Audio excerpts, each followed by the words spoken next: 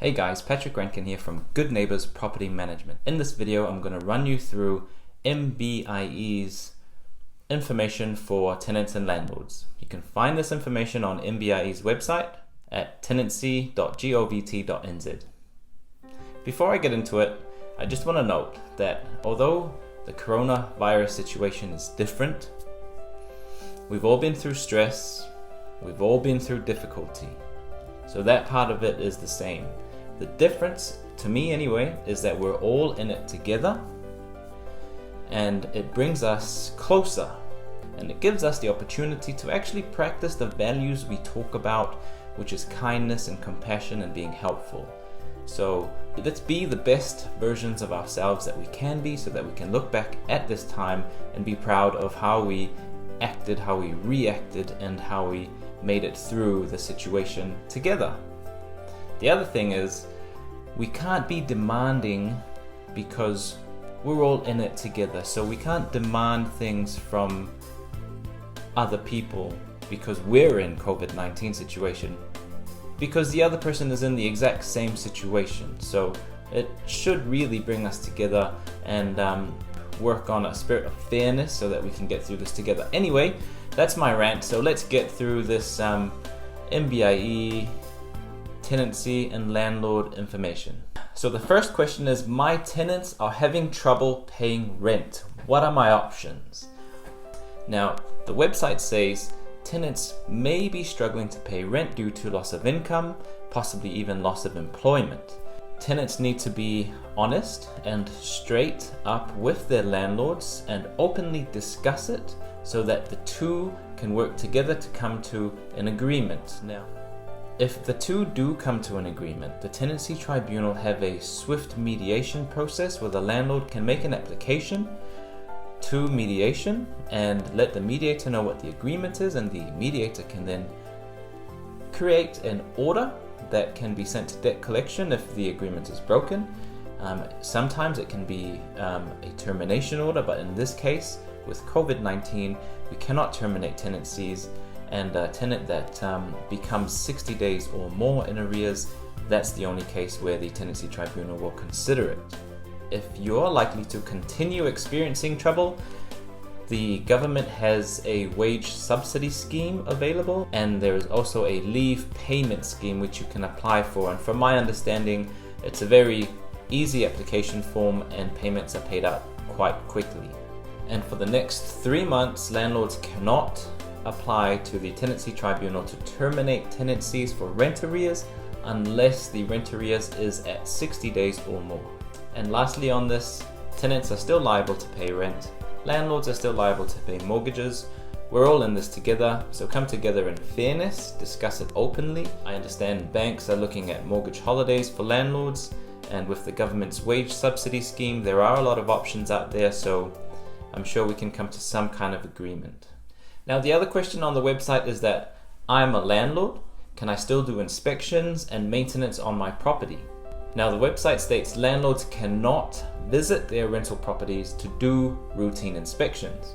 Virtual inspections are okay, but the landlord must get the approval of the tenant, because the landlord must consider the tenant's private and quiet enjoyment of the property. Now, with maintenance, can I do maintenance on my property?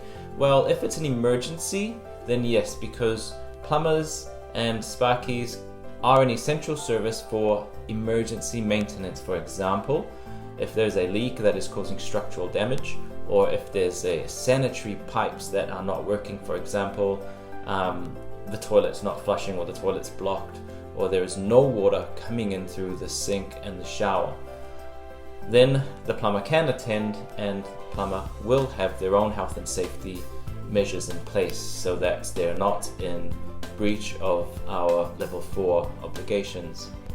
Things that plumbers cannot do, for example, are fix a leaky tap that is not urgent and can be done when level 4 is lifted. And the next question is, I was due to move into my rental property, but due to COVID-19 restrictions, I'm not sure whether I can. The website then states that under the new laws, if you have given your notice to vacate the property, then you can withdraw that notice.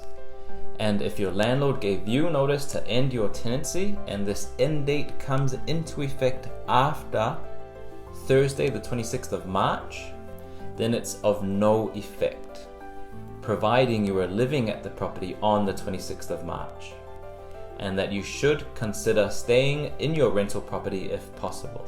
However, tenants still have their existing rights under the Residential Tenancies Act, and they can still move into their new rental property.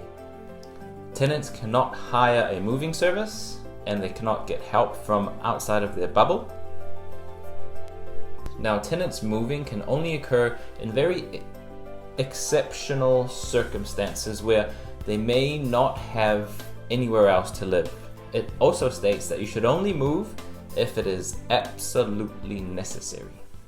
Now, the next question on the website is, what should I do if I have already signed my tenancy agreement for my new place, but I can no longer move into it due to the COVID-19 level 4 restrictions? Will I have to pay 2 sets of rent? Now, then the website goes on to state that if you've given notice to vacate your current rental property where you're living, then you can withdraw that notice, and they recommend you stay put for level 4.